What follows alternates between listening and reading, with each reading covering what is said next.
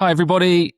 Matt here again. We are here for another season one story. This is a place where we get our incredible members to come on with us, chat about all things football, everything they love about the sport, their philosophies, their ideas, and we help give them a little bit more visibility and credibility because these are the guys that are going to be occupying the future of our sport. This morning is Saturday morning, so I really appreciate Oscar's come for today's session and to come and chat with us. So, Oscar, how are you? I'm good, thank you, Matt. How are you? Good. Yeah, I'm all right, mate. Thank you. I think we just said the sun kind of peeked through for the first time in about a month. So super happy. Let's dive into it. For people who don't know you, seeing you for the first time, tell us a little bit about yourself. What got you into football? What do you love so much about it? Tell us the story of you. Well, my name's Oscar. What got me into football was probably my dad. He used to watch it growing up, and then I started playing as well. And yeah, I've always been involved in it. And then I've recently got more involved in the data side of things as well. So that really interests me. All of Great. that. Who's your dad's team? Like, who are the teams you've grown up watching and kind of following? Who's your team? Brentford, West London. Amazing. We have quite a few. We have quite a few Brentford fans in the members. So, what got you into Brentford? Was that your dad watching? Did you go to games? Yeah, so he used to live behind Griffin Park. So he would go and watch uh, games when he was there, and so yeah, that's how we got into them. And he passed it Amazing. on to me. Amazing. And you mentioned there about getting into the data side of things. Like, talk to me about that. Like, we've just been talking before we started recording here about, a lot of our members within season one. And I think a lot of people within this kind of 18 to 24 demographic are very much interested in the creator side of things. So whether that's graphic design, whether that's content creation, whether that's kind of the more kind of punditry side of things, and you're looking very much specifically towards the kind of data side of things. So what was the trigger for you to kind of go in that direction? What do you love so much about it? I've always quite liked maths and things like that, and it was actually playing Football Manager that I just looking at all the numbers and how I could use those to sign the best players and stuff. Yeah, I just really like that. And then found more real world applications of it and kept going with it. Amazing. And I'm guessing you very much see that as your kind of primary passion when it comes to football. That's the thing that you want to pursue. Talk to me about do you have kind of a vision of where you'd love that to go? Where would you love to be? What's the dream kind of role job for you? Performance analysis is what I really want to get into. Mm. But I also am quite interested in research and publishing papers and stuff as well. So I might do a bit of that too. Amazing.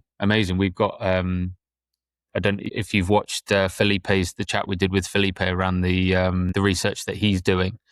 Really interesting. And he's following up with some more research papers. I think he's got about 20 published papers across football. So from football heritage through to what he's doing now with the VR and actually how VR compares to on-pitch training when it comes to improving scanning. And some really interesting results that have come off the back of that, and actually where he's taking that now, which is fascinating. So with that, we've all been very privileged to have a look at what you've been working on lately. So tell everybody this kind of piece that you're working on at the minute. And I've got a few questions just to delve into it a bit more. So I was doing a project on using machine learning to try and predict international football matches. I was also looking into how weather affects outcomes. So I was using weather data um, to see if that would make any difference towards how well the model was able to predict. And yeah, it actually did make quite a big difference. It was interesting. Fantastic. And you, when you kind of set it up and decided, what metrics, what features went into the model and what didn't, like what dictated your decision making with what goes in and what doesn't? So I started out giving like a few questions, like a questionnaire to people on season one who like, well, they're obviously involved in sport. Gave them questions around what they thought made the biggest differences to how they play or coach. And then I gathered all of those and I picked ones out that I thought definitely made a difference. Um, but then there was also the struggle of trying to get like a data set that Mm, had everything in it. That was quite difficult. But I found one that worked pretty well. I did have to cut a few things out that I would have liked to have kept in, mm. but in the end, it was all right. And what were those things that you would, in an ideal world, would have loved to have kept in? Everything about the player data, so like the average height of a team, the average like age, because I thought those definitely would have had an impact on you know who might win. Like a taller team might do better against a team that's slightly shorter, or a more experienced team against a less experienced team. But I wasn't able to get that, unfortunately. Interesting. And tell us a little bit about what you found. Like what were the results, and was there anything that surprised you um, about the results? So I initially thought that all the weather stuff wouldn't have much of a difference, but I set it up so it would show me which statistics were being most used when making predictions. And it was the temperature and the precipitation of each country that were right at the top. And then the things that were at the bottom were more like how many goals each team scored in their last match, things like that. So, yeah. Interesting. Really interesting. And you tell people kind of about the results yourself, because I guess you basically create an accuracy score, right? I presume based off the back of that research.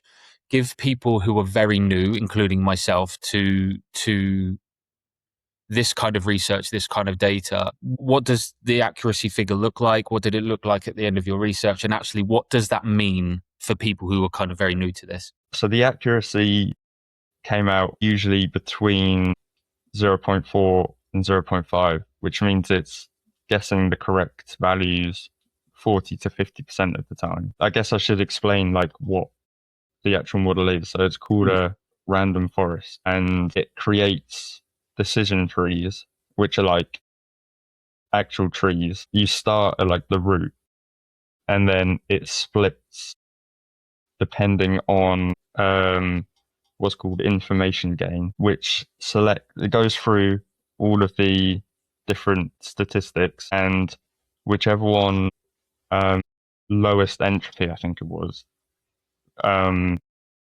would get uh, chosen, and then it would split the data, and it would keep going until it reached the point where all the values were similar, and then that would be the predicted value. And the values were between 0 and 2, where 0 meant it was an away win, 1 was a draw, and then 2 was a home win. And so an accuracy of like 45% is, I think, quite good, because if it was to just guess randomly, then it would get an accuracy of about 33%. But there were more there were like more home wins in the data set. So sometimes what would happen is that the model would just be predicting home wins, and that would provide high accuracy because there's a lot of Mm.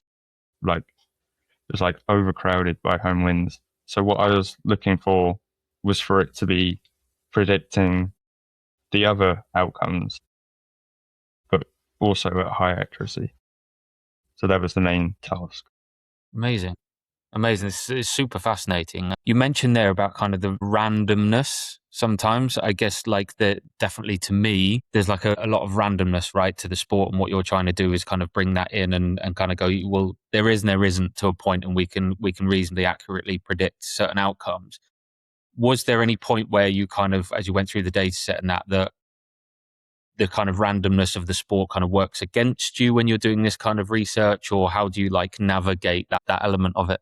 So I use the AFCON 2026 to like see if it could predict the winner of that. And the randomness came into that quite a lot. I mean, no one could have predicted what happened in the final. And yeah, so that is something that you like can't predict, is the randomness of football.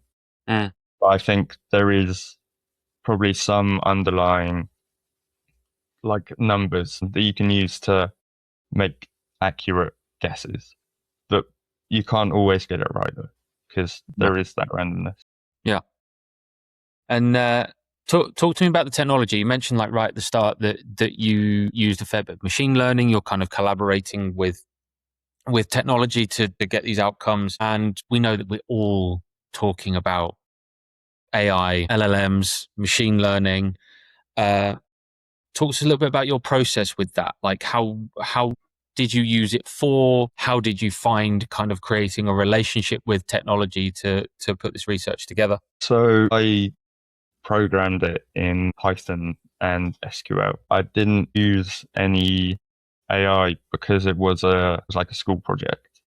So that kind of went against what they wanted us to be doing all the research for it ourselves. So I had to, yeah, like find things online, kind of talking through the process of the models so I could try and put that into code myself. Amazing. And outside of your schoolwork, are you using AI? Is it something you're quite curious about, especially with what you're doing around data sets and research?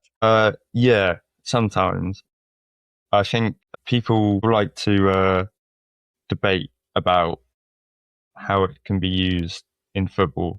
Mm. I heard someone talking about how it might be used in performance analysis and whether it could completely take over the role. But the argument was that whilst it can definitely be used to like take in all the data and make it easier, can't, or at least at the moment, have that human to human aspect of it. But I think it would definitely have uses in like data collection and analysis in the future. And I guess what's your opinion going forward? Like, where do you say, I guess you've alluded to it, but where do you see it going? Like, for you in 5 years' time, 3 years' time, how is it going to work? Is it going to be fully autonomous? Is it going to be 90% autonomous? Is it going to be the the players and the human element of it almost rebel and go, I want to stick with. I've talked to Ben a lot about this over the years, and the importance of intuition and gut feeling actually shouldn't be redundant in what we do going forward, and it shouldn't just be run by what happens on a spreadsheet as to whether you should play, shouldn't play, should train this much, shouldn't. Like, what do you think? Like, what's your opinion? I think that definitely a lot of people will want to have the sport mainly like human run. I think that there is probably a limit to how much AI can, or like technology can run a club. And I think there will be a point where players would prefer like to keep having their staff as like humans, and where stuff isn't run by AI. I think it will have uses, but yeah, I think the human intuition will definitely stay.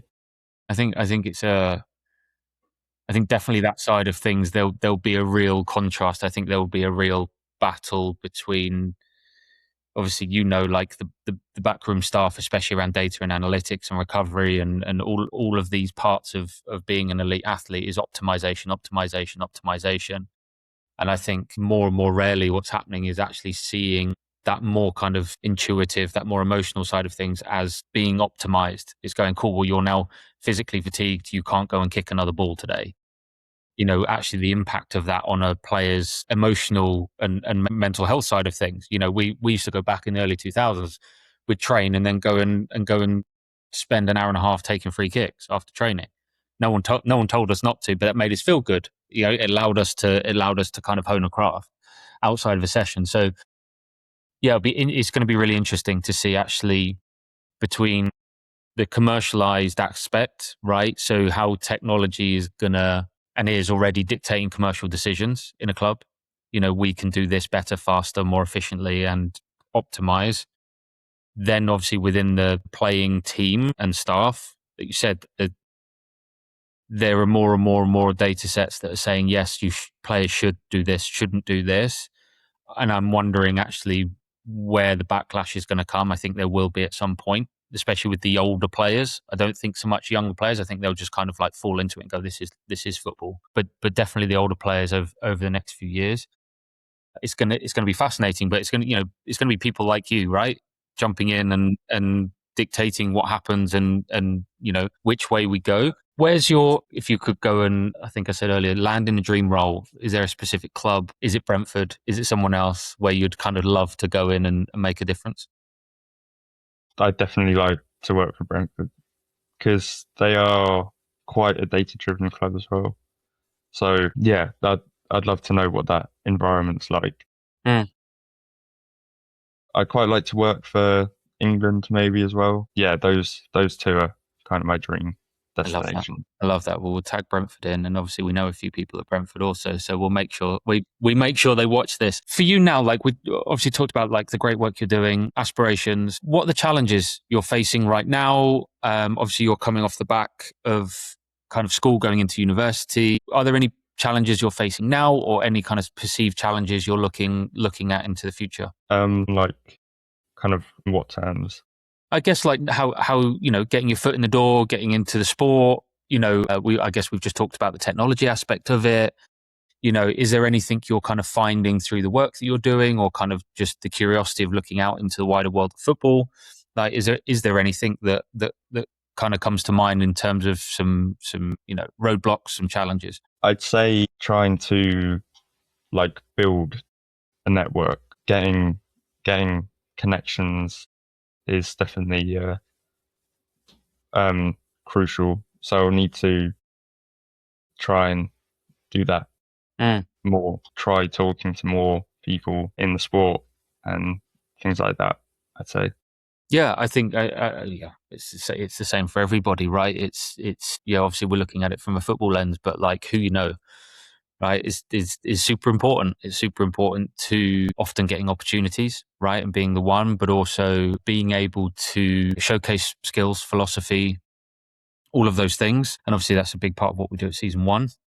But I think you're in such a great spot with the subject matter, right? It's very high demand. That's only going to increase, right? So people like you, there's going to be, I'm sure, a plethora of opportunities to jump in and do these things. And obviously, what we try and encourage is actually you guys going, what's my point of difference? How do I think that would be of use and a complement to clubs like Brentford, right? Even now, is going, how can I be of benefit? What am I seeing? And we actually did, Aaron, obviously, he's doing some stuff in Brentford at the minute. We were talking to him on a session last week, and I asked him how he got started. How did he get to that point? How did he get into Brentford at, I think it was like 19, right, to do the work? And he just said, like, very persistent. I went out and I spoke to people, and I have a way of thinking, and I wanted to showcase some work. And then I think it was Brentford that gave him a little trial to go, cool, well, here's a player we're looking at. Come back to us with a summary, a scouting summary. And obviously now he's been doing work with Brentford for 2 years. So I think definitely the encouragement from us, for all of our members, but for you in terms of the data stuff, like get out there, like tell people how you think, right? This is very much we're still in this like interpretation of data, right? Interpretation of research, and then you being able to communicate that to other people. So you're in a fantastic position right now to go out and network and talk and showcase how you think about the game and how you think about the data that you take and put it there. And I'm sure there are some really good opportunities on the other end of that, for sure. So there's my words of encouragement for you. Something I ask everybody, all of our guests, and obviously all of you guys, is if we were to start football again from scratch, completely clean slate, we got rid of this old thing, and you had the opportunity to implement one thing in that new football, what would it be and why? I've had time to prepare for this question, and I'd say my answer is probably that clubs have to like keep the fans' best interest at the heart of the club. So maybe have like every club has to have a fan board or something, and they they get to vote on whether club decisions will benefit like the fan base or not.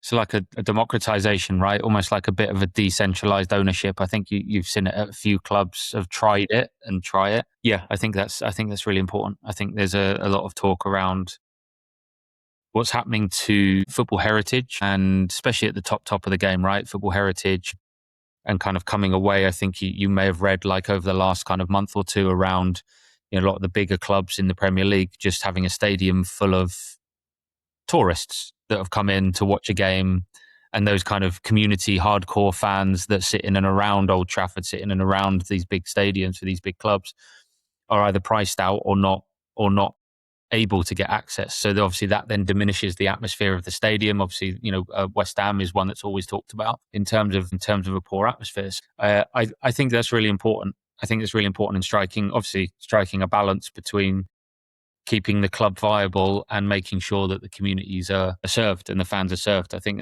that's so important. Final question.